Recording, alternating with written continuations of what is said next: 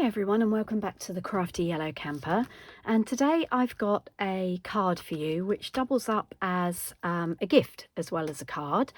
I'm making this as we talk, so you'll have to forgive me if anything goes horribly wrong. I've already pre-cut some of the stuff, so I'll just quickly talk you through what we're going to be using today. So during Celebration earlier on in the year, the Aspen tree dies were one of the items that you could earn for with Celebration rewards, basically. So I have the dies, but I don't actually have the stamp set because most of the images didn't really appeal to me. Not all stamp sets for everyone, but I particularly like these dies. If I show you, they are still available at the minute, I think, through the last chance catalogue details. So in the dies you get a branch that's meant for the robin to sit on. You get the outline, or I guess it's a robin, you get the outline of the bird. So if you're any good at drawing, you can cut the outline and then just put the details in there. It's not too difficult to do because you've got the basic shape. You get these two nice leaves. And I don't know if you can see, but the cutting edge is on here.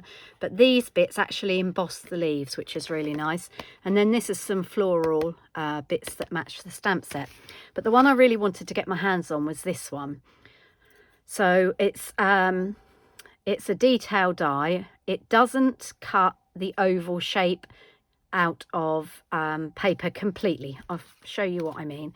So this is a piece of cardstock that I've just cut down, and I've used this die to die cut, and it does give you this oval shape, but obviously it doesn't cut this down. So if you wanted to have it as an oval shape, you would need to trim round with some scissors around the edge, which isn't too difficult to do, but it does give you this lovely embossed sort of silver birch, well, aspen, they're aspen trees, sort of effect on there. Okay, so I just wanted to show you those dies. As I said, I think they are probably still just about available on the last chance products. I'm not sure if they're reduced or not in the catalogue at the moment. The June to December catalogue, most of the items are either reduced or only available while stocks last. So if you think you might like those dies and the stamp set to go with it, if it's your thing, then check it out. Okay, so what we're going to make is a luminary card. So I've gone ahead and I've cut some of the bits and pieces so you don't have to wait for me to be jumping up and down and die cutting stuff. So what I've done, this is half of an A4 sheet. If you're in the UK, if you're in the States or anywhere else that has slightly different, half of one of your sheets. You need both pieces of the A4 sheet to make the card because it's going to be an inner and an outer. So cut your cardstock in half, whatever size it is, and then with the outside you just need to crease it down the centre, which for a UK A4 piece of paper is 10.5 centimetres. So you actually end up with two pieces of cardstock that are 14.8 centimetres wide by 10.5 that way, and score one at 10.5. I'll put that one to one side. Now I'm using thick basic white just to make this card because I wanted it to be almost snowy. Okay, the second thing I've done is this is our spare piece of card, or other half of the piece of card, and this again is scored at 10.5. And then what I've done is I've just scored in a centimetre from each end of that piece. And you can see here I've got the fold, and that is how we are going to attach the inner to the outer. Now it's important that these line up because in order to use this card as a gift, the recipient is going to need to pull the middle forward. So it needs to line up top, bottom and sides so that you can fold it and give it as a gift. Okay, but before we stick that in, we've got a couple of measures to do. So you can see I've used that aspen die on both sides. Now you need to make sure that it is connected in the middle. So this die, I've had to go literally to my 1 centimetre score line each side. Obviously level it up top and bottom.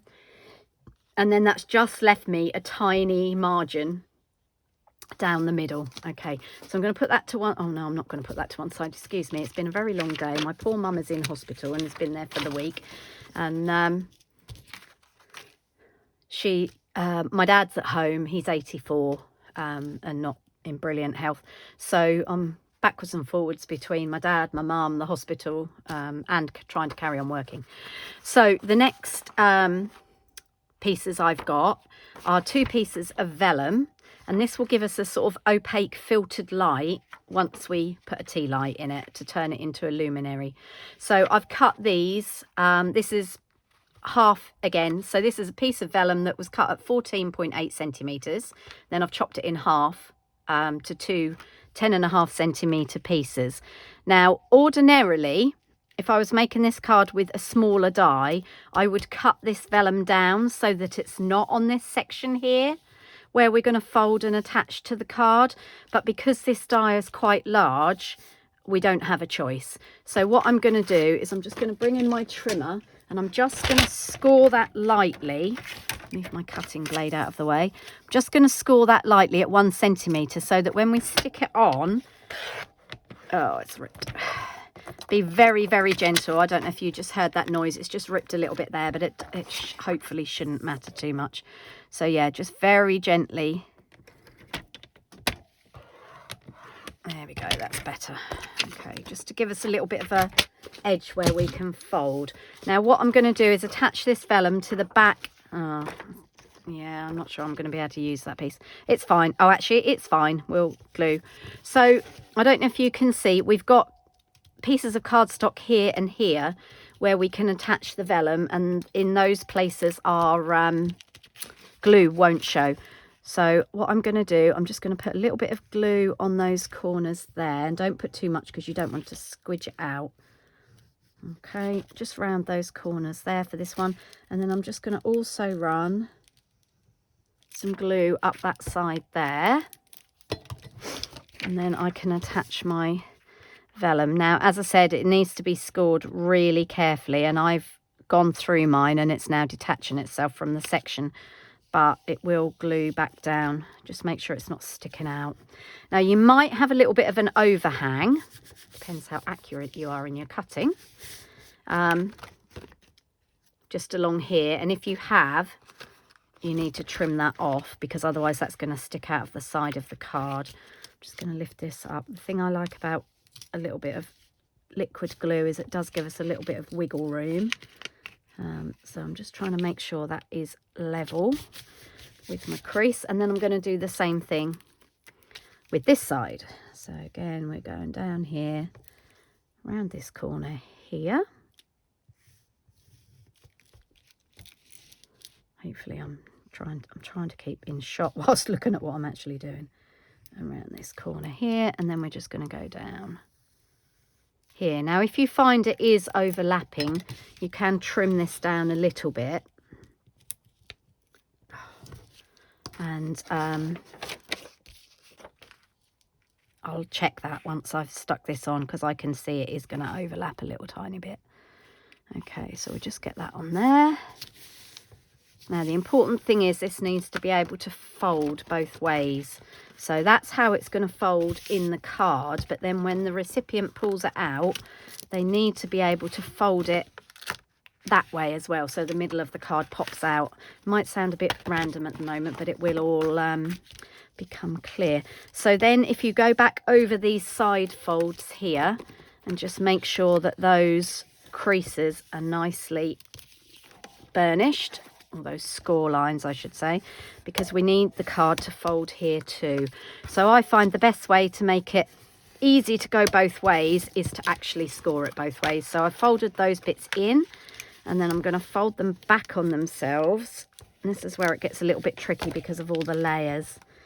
So you could, as I said, you could cut that vellum down and cut that centimetre off at the end if you feel you need to. Okay, so let's just do this one here. Unfortunately, the more layers you add on, the more difficult it gets. And unfortunately for me, that vellum there has decided to crease up. I told you we were doing this on the fly. Now, I've made this card before, but I've made it the other way round. But because of the size of the Aspen die, it needs to be that way. I've made it that way before. Sorry. I'm so tired, my words aren't working right. I've made it, this is portrait, I've made it in landscape before. And then what we're going to do, we're going to attach this section here on the inside of this card here, so that once it's all put together, when the recipient has opened it, it will open up like that. Okay, so again, I think probably Tombow is the way to go. And what I'm going to do is I'm just going to do one side at a time. So I'm just running some glue down there, and then I'm trying to do this without getting my head in the way, so apologies if you get a camera full of my hair. Okay, so what we need to do is line this up with the edge of the card here, and actually I'm going to tell you to cut that centimetre of vellum off because I can feel it's causing me a problem. I've got gluey fingers, so I'm just going to come back in with my glue rubber. Wait till Tombow is dry before you try and get it off with a glue rubber, otherwise you'll just scrub the card. Okay, so then what we need to do is do exactly the same thing, but on the other side. So I'm going to fold that over. For some reason, one side seems to have folded better than the other, but as I said, we are doing this on the fly, so I'd probably recommend that you cut that centimetre off. But I haven't done this way until I started to do this on camera. So cut the centimetre of vellum off, not the centimetre of cardstock. Sorry, I need to make that clear. Okay, and then what we're going to do is we're going to line this one up as well with the edge of the card. And again, sorry, I'm out of shot because I'm trying to line it up. The Tombow makes this a little bit easier to do that. Okay, we're just going to give that a little minute to take, and I think that is fairly well lined up. So when the card goes in the envelope, it is going to, hopefully you can see that, it is going to be a little bit scrunchy, and it is going to take up a little bit more room in the envelope than a standard card. So this isn't one for postage really. This is, well, it isn't because you need to send a tea light with it. This is one for actually handing it to the recipient. Okay, as I said, I think if you cut that centimetre of vellum off on each of those edges, it will make it easier. And you've still got these places here to cut. Okay, so once that's dry, you can see how the card is going to stand on the mantelpiece. But we can't send somebody a card that's just plain white on the front, can we? So I'm going to turn that over and decorate that. So what I've done is I've cut a piece of cardstock. Now this is from the Lights Aglow because it's got that lovely shimmer of gold on there, but you could use any cardstock you've got. Okay, nice and bright and colourful on the other side, but it's not shiny. You can't do Christmas without bling. Well, I can't anyway. I think I must have been a magpie in a previous life. If it's shiny or glittery, I'm there. Okay, so as I said, this is cut at 10 by 14.3, and that's just going to give us that little white edge around there. And then I've cut another piece of, this is actually basic white. It doesn't need to be the thick. And I've cut that Aspen tree die out of it again, but for this one I'm going to pop some dimensionals on the back, so it's really handy that you get these corners actually. Just grab my dimensionals. I think we can get away with full size dimensionals, although everything I'm grabbing seems to be minis. There we go, there's some full size ones. So I'm just going to pop some dimensionals, one on each corner. Now some people like to put a lot more dimensionals on than that, but there's not actually that much more room on here. And I like to be frugal with my dimensionals. Okay. So you might have noticed I just stuck my thumb into each of the, or thumbnail into each of the tops of those. And I have to ask you to excuse my terrible nails. Currently I only have paint on my, varnish on my thumbnails. It's been one of those weeks. Doing my nails was not high on my list of priorities. Okay, and this should layer up over that paper. I tend to work on a rule of 1/2 centimetre less each time with my layers. So there we go. So we've got that Aspen die just over that lovely snowy paper there. And then just to finish things off, I've pulled out some retired dies. These are several years old, I think. I'm coming up for 10 years as a Stampin' Up demonstrator now. And I'm not very good at getting rid of stuff, particularly dies. And these are dies that I bought 2, maybe 3 years ago. And they come out every year. As I said, they're not current, I'm afraid. But if you could put any greeting on the front of this card, but equally if you own either a cry cut or a scan and cut, you could use the font on those to cut out your words. Now, I'm actually putting Happy Holidays for 2 reasons. One, because it actually fits the die that comes with these.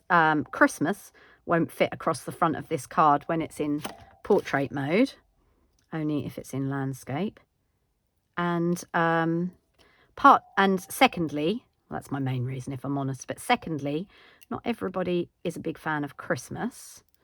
So you could change the greeting on this and give this as a birthday card, and it would still be a nice gift with the tea light inside.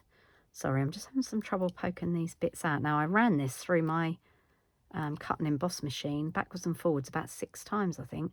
It's the only trouble I find with glimmer paper.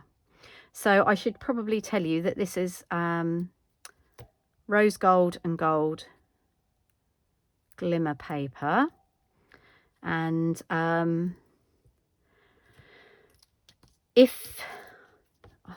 I can't remember if this was in the annual catalogue or the seasonal. I've been backwards and forwards through so many catalogues, and because I'm a demonstrator, I'm lucky enough to have the new January to June spring catalogue. So I haven't actually ordered out of it yet, so I know this wasn't out of there. But I've been backwards and forwards looking at so many catalogues recently, I couldn't actually tell you. But I think this is from the holiday catalogue. And if it is, bearing in mind it's shiny, if it is, all of the papers in the June to December holiday catalogue are discounted. Because no papers ever go over. I think in my 10 years, I've only known that happen this year, with 1 pack of papers, and I think that was probably a lot down to COVID. I don't know, I might be wrong. Down to COVID and production issues. But generally speaking, even if the stamp set and dies go over from a half-yearly catalogue into the new annual catalogue, the papers never go over. They're always retired. As I said, it's happened once this year, but actually that was some papers from last year's June to December catalogue that reappeared in this year's catalogue. Right, we've nearly got all these bits out. Excuse me while I'm weeding these pieces out. Glimmer paper's not the most forgiving if you try and do it too harshly. Okay, so that's where you take my pick tool comes in handy. Now, if I was sensible, what I would have done is I would have backed these with some of our adhesive sheet, which would have meant that I could have just peeled it off, but I'm not that sensible. And actually, I'm glad I didn't, because that wasn't the easiest to weed out those pieces. So with that on the back as well, I think it probably would have made it a lot worse. So all I'm going to do, I'm using my Tombow again, and all I'm going to do is literally pop tiny dots behind. Now, what you could do if you wanted to raise this up on dimensionals, what you actually could do is use the edges of your dimensionals and just cut some tiny pieces. Now, I don't actually want lots of glue on there. I've just noticed I've got another piece that's not come out. There we go. So I've got the word happy first, and that is going to go up here on there. And then the word holidays is going to go at the bottom. So I'm just gonna, oops, a little bit too much glue there. As I said, you only want the minutest dot of glue. This is the other thing I love about Tombow. You don't need a lot and it will really grab on and hold. Okay, so this is our word holidays, and can't decide whether we're going to put it up there. Do you know what? I think I'm going to put it down here so you can see the nice trees in between, and you can see that just fits. Christmas would have been hanging off both edges. I'm just going to hold that in place for a minute just to give that glue a minute to grab. And there we go. There's our card. So I very foolishly not grabbed a tea light. Let me just see if I can grab one. And then I can show you what it looks like. I've just recently done a demonstration at a craft club I belong to. No, they're string lights. Where I thought I had a tea light in one of my jars, but it doesn't appear that I do.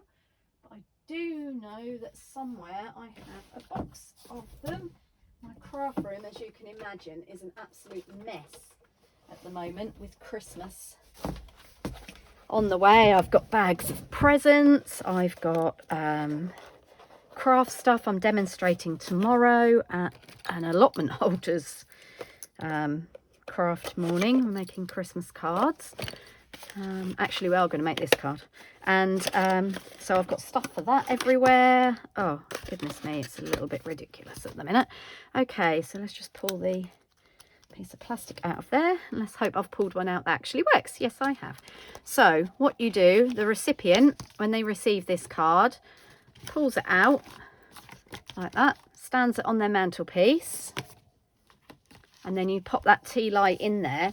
Now, I'm going to have to lay it down to show you, because if I take the phone out of my phone that I'm using to film, if I take that out of my mount, then it'll probably make you feel seasick. So you can see how the card is meant to go, and you can see that just pulls forward. So if you make this card, when you give it to whoever it is you're going to give it to, you need to put a little note in with it just to say pull the middle forward and turn on the tea light. So if I just lay that down for you, there. Hopefully you can see that and get the effect. And when that's standing on a mantelpiece with soft lighting on, it really is very pretty. These are actually little flickering tea lights. If you're in the UK, these came from Poundland and they're warm white ones. If you're in the UK, sorry, not in the UK, in the States or anywhere like that, I'm sure you can pick something up very, very similar at either the dollar store or whatever your local reasonably priced craft store is. Okay, there you go. So I hope you like the card, and I will be back soon with something else for your Christmas crafting. Thanks very much for watching and bearing with me while I made that on the fly, and I will see you all again very soon. That's all from me for now. Happy stamping. I'll see you all soon.